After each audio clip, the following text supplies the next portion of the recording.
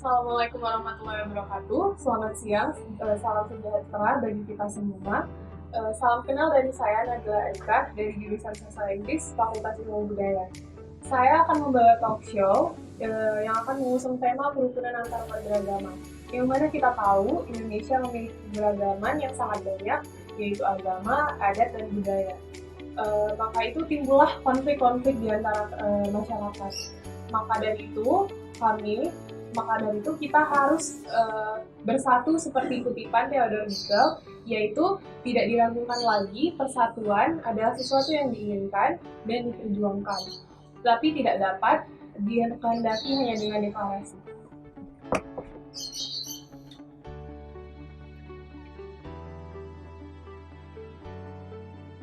Perkenankan para pembicara kita yang luar biasa hari ini untuk mendiskusikan topik dan bertukar opini. Saya akan menjelaskan topik-topik diskusi kita hari ini. Yang pertama adalah masalah-masalah sosial antar umat beragama dalam kehidupan bermasyarakat yang pernah kita alami. Saya persilahkan untuk para pembicara untuk mendiskusikan topik tersebut. Jadi masalah ataupun konflik yang ada di Indonesia ini kita ambil aja satu contoh, yaitu konflik pada Poso yang terdapat di wilayah Papua. Konflik ini banyak memakan korban jiwa dan juga banyak memakan fasilitas-fasilitas yang akan merusak. Kemudian saya akan merincikan korban pada konflik ini, yaitu berjumlah 577 korban. Kemudian yang terluka ada 384. Kemudian ada juga rumah hancur sebanyak 7.932. Kemudian yang seperti saya bilang tadi, yaitu fasilitas umum. Kerusakan fasilitas umum diperkirakan sebanyak 510 fasilitas umum yang rusak. Kemudian penyebab dari konflik ini yaitu adanya demokrasi terbuka, yang dimana siapa yang akan memenangkan konflik ini maka ia akan berkuasa. Kemudian untuk melakukan konflik ini, untuk meredahkan konflik ini, mereka melakukan perundingan, yaitu dilakukan untuk memenangkan konflik ini mereka mengadakan perundingan di dekat kota Makassar, yaitu di Sulawesi Selatan. Kemudian dampak dari konflik ini yaitu berdampak pada bidang politik, bidang ekonomi, dan juga berdampak kepada anak-anak maupun wanita yang dilecehkan. Mungkin itu saja yang bisa saya sampaikan pada masalah-masalah yang ada di Indonesia. Terima kasih. Baik, selanjutnya masalah-masalah sosial yang pernah terjadi di Indonesia, yaitu antara lain konflik antar umat beragama yang terjadi di Aceh pada tahun 2015. Kerusuhan antara umat Muslim dan Nasrani sempat terjadi. Demonstran dari kubu Islam menginginkan pemerintah untuk membongkar sebagian gereja yang terletak di Aceh. Banyak korban yang berjatuhan dan beberapa orang dari kedua belah suku banyak yang terluka. Untungnya masalah tidak melebar kemana-mana dan dapat diatasi sebelum permasalahannya semakin luas dan melebar. Baiklah, saya akan menambahkan masalah-masalah sosial yang pernah terjadi, yaitu konflik Papua. Pada tahun 2018, media massa dipenuhi oleh berita konflik antara agama di Papua. Mereka menuntut untuk membongkar menara Masjid Al-Aqsa Sentasi. Alasan dibalik tuntutan PDGJ adalah menara Masjid Al-Aqsa Sentasi yang dibangun terlalu tinggi dari bangunan-bangunan lain di sekitarnya. Kabarnya, PGGJ khawatir bangunan masjid menghalangi pemandangan dan membuat gereja di sampingnya tampak terhempit. Baiklah, dari pembahasan yang telah bicarakan, yang dapat saya ambil adalah konflik antar umat beragama di Poso pada tahun 2000, lalu ada konflik antar umat beragama di Aceh di tahun 2015 yang melibatkan agama Muslim dan Nasrani. Lalu ada konflik Papua pada tahun 2018 di mana media massa dipenuhi oleh berita konflik antar agama di Papua. Alasan dibalik tersebut juga tuntutan dari PGGJ. Baiklah, topik selanjutnya yang akan kita bahas adalah hal-hal yang memengaruhi atau memicu adanya masalah-masalah sosial dalam kehidupan masyarakat. Saya persilakan kepada pembicara untuk melanjutkan. Baik, terima kasih. Tanggapan saya mengenai hal-hal yang mempengaruhi atau memicu adanya masalah-masalah sosial di dalam kehidupan bermasyarakat.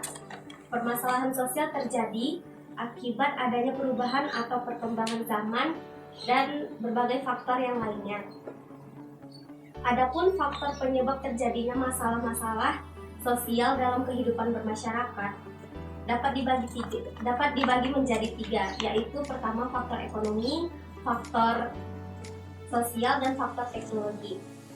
Faktor ekonomi juga disebut sebagai faktor penyebab yang dimana semua masyarakat atau individu yang tidak mampu mencukupi kehidupannya secara layak, khususnya secara materi. Baiklah, saya akan menyampaikan faktor sosial. Faktor sosial dapat disebut juga pecahan dari faktor ekonomi yang dimana suatu keadaan ketidakseimbangan sosial yang terjadi di kehidupan bermasyarakat, yang kemudian menjadi suatu permasalahan, yaitu terjadi perbedaan yang sangat mencolok, baik itu pejabat maupun pengusaha dengan masyarakat biasa. Penyebab faktor ini salah satunya kemiskinan dan kurang lapangan pekerjaan. Baiklah, saya akan menyambungnya, yaitu faktor teknologi. Kemudahan teknologi ternyata bisa memicu adanya permasalahan sosial, terutama bagi yang hidupnya bergantung dengan teknologi yang bersifat manual maupun yang ketinggalan zaman. Contohnya, yang paling dekat saat ini adalah kita bisa ambil contoh seperti kemudahan memesan makanan seperti menggunakan aplikasi GoFood, Gojek, seperti itu. Kemudian bagi masyarakat luas dan juga yang bekerja di perusahaan ojek online akan dimudahkan dengan adanya teknologi ini. Akan tetapi yang menjadi permasalahan yaitu bagi orang yang berprofesi sebagai penarik becak. Maka ekonomi yang dihasilkan oleh penarik becak tersebut akan mengalami ekonomi yang menurun, karena banyak seperti kita ketahui bahwa anak muda lebih memilih untuk memesan ojek online dibanding menggunakan becak seperti itu. Terima kasih.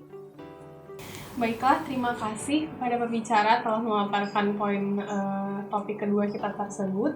Yang dapat saya ambil yaitu ada 3 faktor. Yang pertama, faktor ekonomi. Di mana faktor ekonomi ini sangat berdampak bagi masyarakat untuk mampu mencukupi kebutuhan hidup mereka. Lalu faktor sosial, di mana adanya kesenjangan sosial yang terlihat pada orang kaya dan orang miskin, baik itu pejabat maupun pengusaha dengan masyarakat biasa.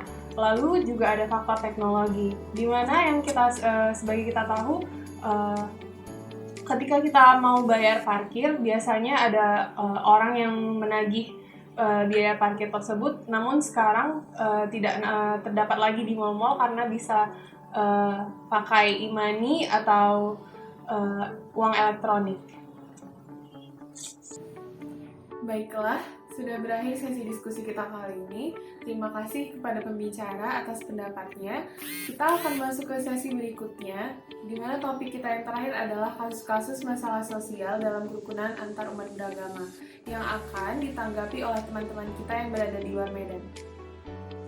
Ketika berbicara mengenai kerukunan dalam umat beragama, intoleransi menjadi sasaran utama.